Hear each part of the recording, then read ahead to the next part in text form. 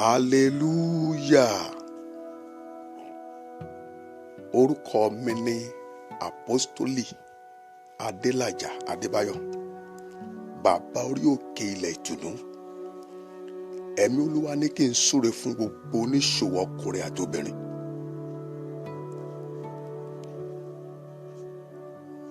Ní ìlú yìí, lókè òkun àti jákèjádò gbogbo àgbáyé. Ẹ̀mí Olúwa ní kí n súre fún gbogbo oníṣòwò ọkùnrin àti obìnrin ní ìlú yìí, lókè òkun àti jákèjádò gbogbo àgbáyé. Olúwa rán mi sí ọ lónìí. Mo fẹ́ kí o yára sáré máa ṣe àmì kíkankíkan ní orúkọ Jésù Kristi ti Násárẹ́tì.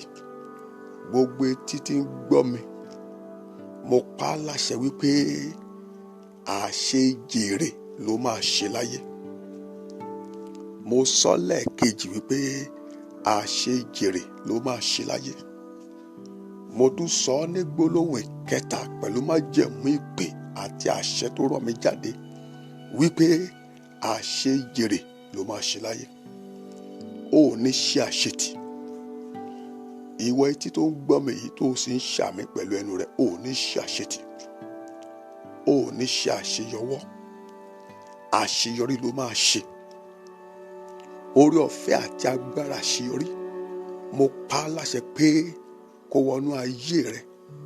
Oore ọ̀fẹ́ àti agbára àṣeyọrí, mo pa á láṣẹ wípé kó wọnú iṣẹ́ ọwọ́ rẹ lórúkọ Jésù.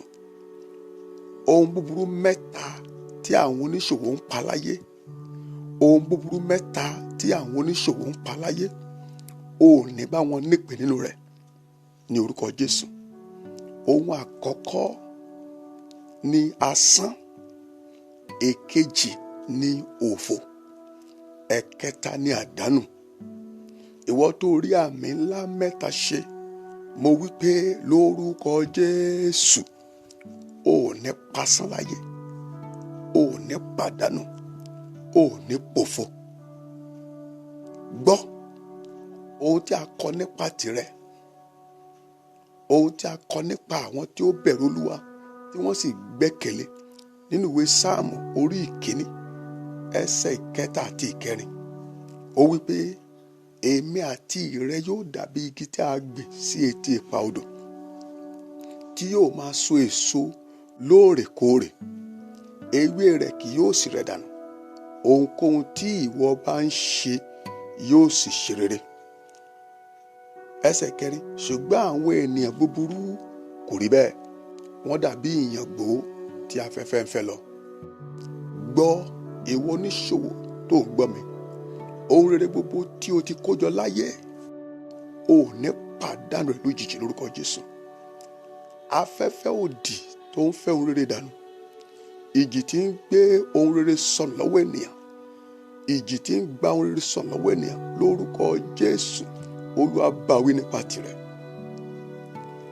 Mo pa á láṣẹ wípé àṣẹ tó ń gbórí ilẹ̀ tó fi ń ṣe rere kó wọnú ayé rẹ lọ, kó wọnú iṣẹ́ rẹ lọ láti òní lórúkọ Jésù. Ó yá lọ kí o ṣe rere.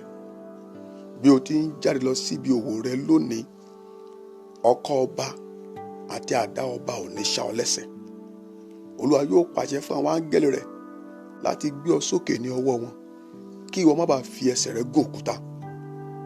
Gbọ́ àṣẹ tí ẹnu mi jáde, o ò ní bá wọn rin ìrìn àjò àlọ rámirámi tí ẹnìkan kì í ráàbọ̀ rẹ̀ lónìí lórúkọ Jésù. Gbogbo ọwọ́ ìdádúró, ọwọ́ ìrákòrò, ọwọ́ tí ń gba èrè iṣẹ́ lọ́wọ́ ẹni, ọwọ́ tí kì í fẹ́, ọwọ́ tí ń fẹ́ ká jẹni jẹun tí kì í fẹ́ ká yó nínú iṣẹ́ ọwọ́ rẹ̀, mo pa á láṣẹ bí o ti ń ṣe àmì mẹ́ta yìí kí wọ́n gbẹ dànù. Gbogbo àlè tí òkùnkùn, ayé àti ọ̀tá pa sórí iṣẹ́ ọwọ́ rẹ̀, èyí tí a fi òbúkọ àti ìgbẹ́ abàmì ṣe, ọwọ́ agbára iná ẹ̀mí mọ́ ó yá kó jó dànù. Òórùn abàmì àti ẹ̀mí ìkórira tí ó ń lé oníbàárà jìnnà sí ọ, lórúkọ Jésù, mo pa á láṣẹ kó jáde nínú ayé rẹ. Ó yá na ọwọ́ rẹ méjèèjì síwájú. Gbọ́, mo lé ẹ̀mí ikú jáde nínú ọwọ́ rẹ. Ẹ̀mí ikú tó tó ń ba òwò jẹ́ mọ́ ọ lọ́wọ́, tó ń sọ gbogbo dòkú mọ́ ọ lọ́wọ́, tí kì í jẹ́ kí àdáwọ́lé rẹ kí ó di irú àti igba, tí kò jẹ́ kí àdáwọ́lé rẹ kó di ńlá, lórúkọ Jésù ó yá kó jáde. Gbogbo ajáde àpò táyé fi ń gba èrè iṣẹ́ lọ́wọ́ rẹ, iná jó dànù. Gbogbo ihò tó ń jó ohun rere dànù lọ́wọ́ rẹ, ẹ̀mí mọ́ ó yá dìpa. Gbogbo ẹ̀mí òṣì nínú ọwọ́ rẹ, ẹ̀mí àkàntì, èkùtà, ẹ̀mí àmúbọ́, ẹ̀mí àgbàná, ẹ̀mí ìnákúnà, ẹ̀mí àrùn igbá, ẹ̀mí ajẹ igbárun, ó yá lórúkọ Jésù kí wọ́n gbiná jáde.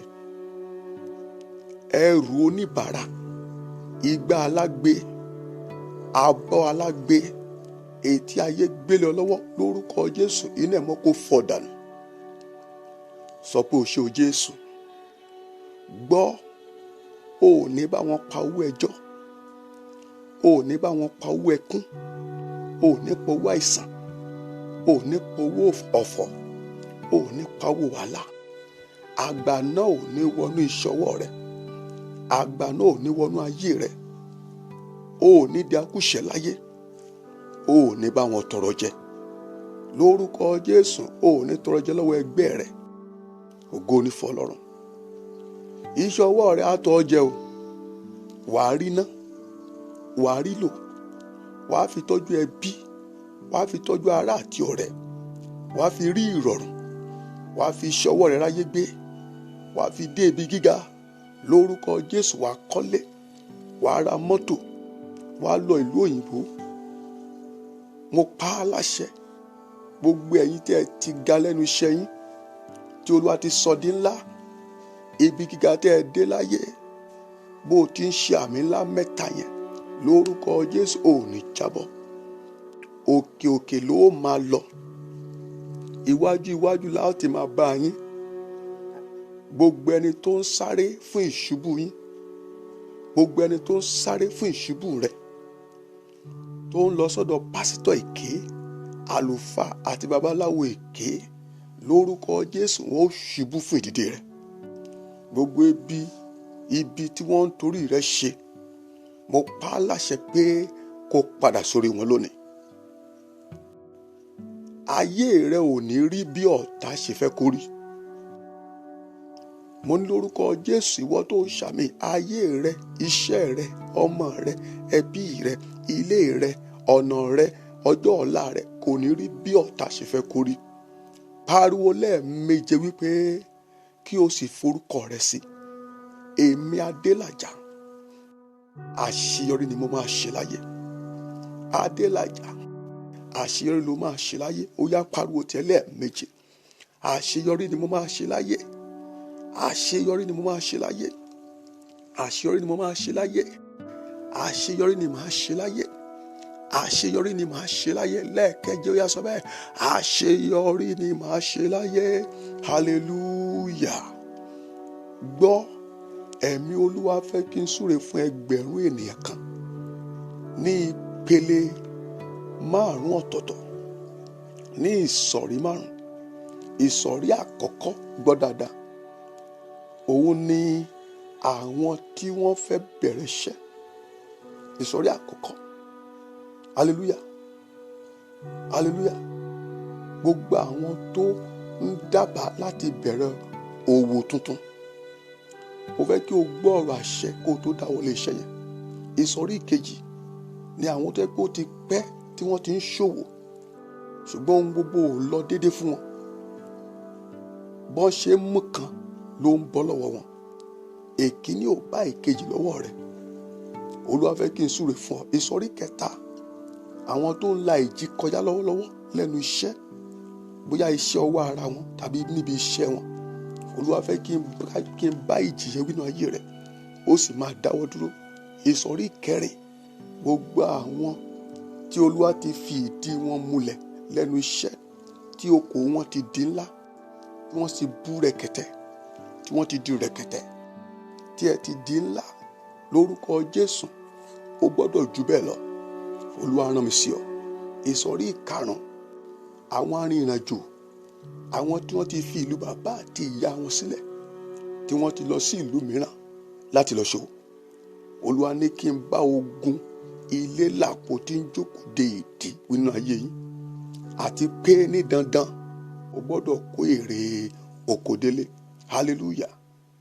Àti ìwọ tó ń gbọ́ mi, àti gbogbo ènìyàn tó mọ̀ pé ọ̀rọ̀ yìí kàn, àti àwọn tó fẹ́ fi ìwé yìí ránṣẹ́ sí, tó fẹ́ fi àdúrà yìí ránṣẹ́ sí, mo fẹ́ kí ẹ kọ àwọn nọ́mbà wọ̀nyí sílẹ̀. Rí pé o jẹ́ ẹni àkọ́kọ́ nínú àwọn ìsọ̀rí márùn-ún, kó o sì bẹ̀rẹ̀ sí ní pè, torí pé àṣẹ fẹ́ ti ẹnu mi jáde. Olúwa fẹ́ kí n sọ̀rọ̀ agbára, ọ̀rọ̀ ìdáǹdè àti ìṣẹ́gun sínú ayé rẹ̀. +234 8023150381 +234 8023150381. Nọ́mbà kejì +234 8033484162 +234 8033484162. Má gbàgbé, àṣeyọrí ló máa ṣe láyé ní gbogbo ọ̀nà lórúkọ Jésù. Jésù lolúwa, kò yí padà. Àmín.